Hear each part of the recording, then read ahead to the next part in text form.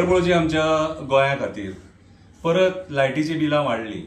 आता कसो तुमचेर सांवार येयला तोच कळना म्हाका। सामान्य मनशाच्या बोल्सांतले फक्त पैसे काडपाक सोदता। अरे एका वाटेन तुम्ही जीएसटी कमी केली म्हणून मिरयतात, कितें थंय लोकांक पिशान काडटा, आणि हेवटेन तुम्ही लायटीची बिलां वाडयता।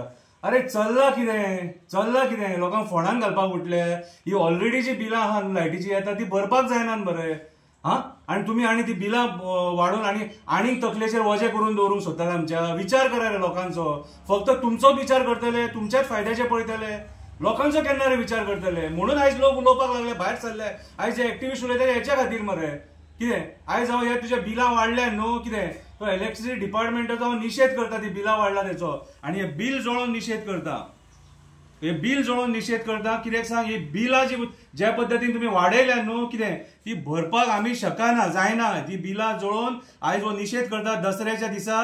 कितें आयज रावणाक जोळोवपाची न्हू, आयज हे म्हारगाईक जोळोवपाची गरज आसा। आयज ह्या दसऱ्याक म्हारगाईक आणि हे बुरशें राजकारण जोळोवपाची गरज आसा।